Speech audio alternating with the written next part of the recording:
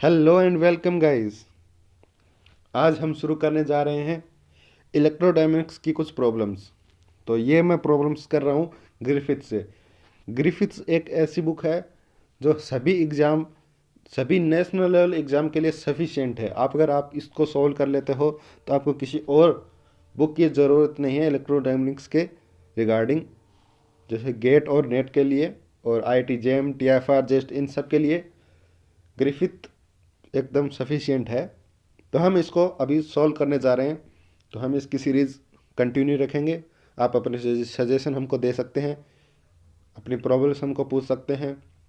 Comment section में बता दीजिएगा कि आपको किस तरह की प्रॉब्लम्स करनी है, कौन से चैप्टर की प्रॉब्लम्स आपको ज़्यादा करवाएं, कौन से चैप्टर की प्रॉब्लम आपको कम करवाएं। तो ज़्यादा बातें ना करते हुए सीधा अपन प्रॉब्लम्स पे चलते हैं। ठीक है, तो पहली प्रॉब्लम ये है कि find the electric field at distance z above the midpoint between two equal charge A distance d apart. यानी कि एक d डिस्टेंस पे दो इक्वल चार्ज हैं, तो उनके z डिस्टेंस पे अपने को z अबो मिड पॉइंट से इलेक्ट्रिक फील्ड फाइंड आउट करना है। ओके, तो आपको पता है कि जब कोई चार्ज, जैसे ये अपना डायग्राम है, क्योंकि डायग्राम गिवन है तो इसके हिसाब से ही चलेंगे हम। ये पहला क्यू, ये भी क्यू, इस क्यू और इस क्यू से यहाँ पी पॉइंट पे अपने को मान लो इलेक्ट्रिक फील्ड अपने को क्या करना है, फाइंड आउट करना है। ओके, तो आपको पता है कि चार्ज से जो इलेक्ट्रिक फील्ड रिलीज होता है वो परपेंडिकुलर होता है उस चार्ज से, है ना। किसी भी सरफेस से चार्ज इलेक्ट्रिक फील्ड क्या होता है, परपेंडिकुलर होता है। तो इस क्यू से भी परपेंडिकुलर इलेक्ट्रिक फील्ड निकलेगा। तो वो यहाँ से ऐसे गुजरेगा और यहाँ से ऐसे गुजरेगा। ओके, इस पॉइंट पी से एक इलेक्ट्रिक फील्ड लाइन जाएगी। तो E, this is E and this is E. तो इसका एंगल मान लेते हैं, ये क्या है, ये एंगल है थीटा और ये भी एंगल थीटा, क्योंकि दोनों एंगल इक्वल होंगे। Okay, now what will be the resultant electric field. तो ये क्यू है, तो इसका कंपोनेंट एक इधर इस डायरेक्शन में आएगा जेड की तरफ। ओके, और एक इस तरफ आएगा। मान लो इसको ये जेड है और ये वाई है।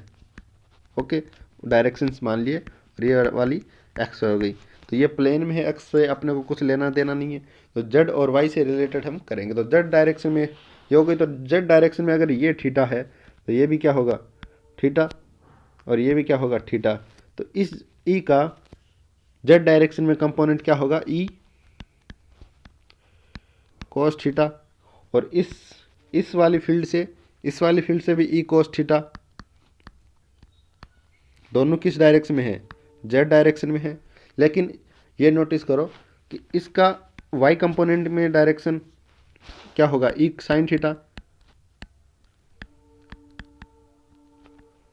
एंड दूसरे वाली चार्ज की वजह से भी ई साइन होगा,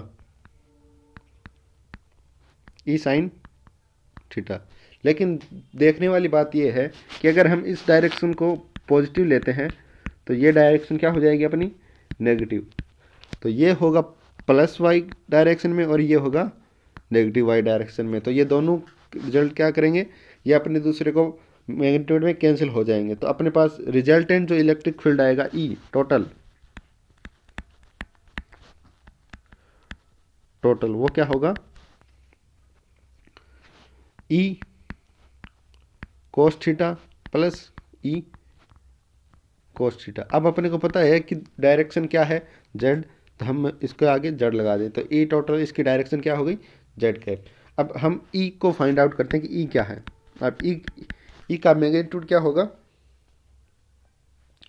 ई का मैग्नीट्यूड हमें पता है किसी भी चार्ज की वजह से जो इलेक्ट्रिक फील्ड प्रोड्यूस होता है वो 1/4 pi epsilon naught Q upon distance R के स्क्वायर के इक्वल होता है। तो आर ये है, क्यू से पी तक की डिस्टेंस, तो ये कितनी है? अगर ये d/2 है और ये जड़ है तो आर क्या होगी? Are square equal to d/2 का होल स्क्वायर प्लस जेड का होल स्क्वायर, यानी कि ये हो जाएगी d/4 प्लस जेड स्क्वायर, ये हो जाएगा आर स्क्वायर। तो इसमें हम ई की वैल्यू में आर की वैल्यू रख देते हैं, तो ये हो जाएगी Q upon 4 pi epsilon naught Z square plus d²/4, ये हो जाएगी E की वैल्यू। अब E ये दोनों मैग्नीट्यूड में इक्वल हैं, तो ये हो जाएगी E टोटल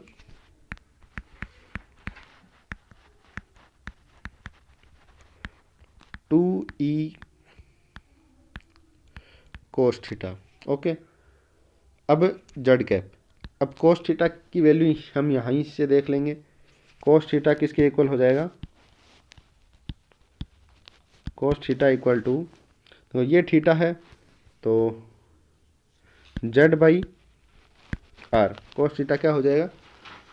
Z/R, तो ये हो जाएगा Z upon Z square plus d²/4 की पावर 1/2। इसकी वैल्यू हम पुट कर देते हैं,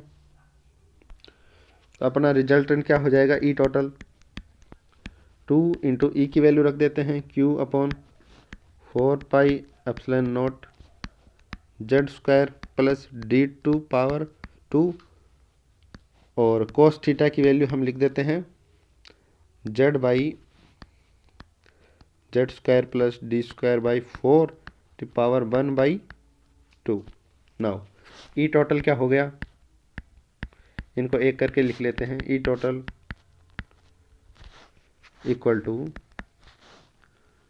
2QZ 4 pi epsilon naught Z square plus d²/2/4 to power 3/2, direction Z cap, क्योंकि हम जेड कैप छोड़ते आ रहे हैं तो अभी जेड कैप लगा देंगे। तो ये हो जाएगा total electric field due to point charges at D distance D apart. Okay, no next question पे चलते हैं। तो नेक्स्ट क्वेश्चन ये रहा, इसमें क्या करना है? Find the electric field a distance Z above the mid point between equal two opposite charge plus minus Q and distance D apart. जो अभी हमने एग्जाम्पल किया उसके सेम उसके जैसा है। एक्स बराबर plus d/2 is minus Q। Okay, तो मैं डायग्राम आपको बना के दिखा देता हूँ।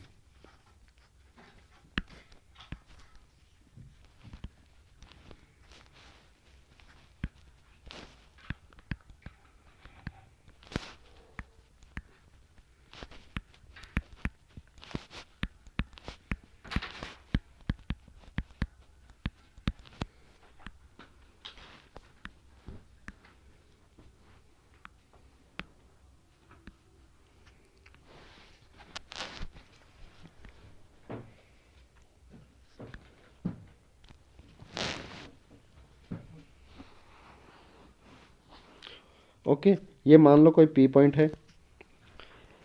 इस P पॉइंट पे अपने को निकालना है इलेक्ट्रिक फील्ड। तो प्लस Q की वजह से इस डायरेक्शन में होगा, लेकिन यहाँ माइनस Q की वजह से इलेक्ट्रिक फील्ड का डायरेक्शन इस तरफ होगा, क्योंकि प्लस Q की वजह से जो इलेक्ट्रिक फील्ड वो आउटवर्ड होता है, जबकि माइनस Q की वजह से इनवर्ड होता है। ओके, तो अभी हम निकालेंगे इलेक्ट्रिक फील्ड। तो E की वैल्यू लिखते हैं हम। E क्या होता है? 1/4 pi epsilon naught Q upon distance square. तो डिस्टेंस कितनी है, पिछले डिस्टेंस हो गई r²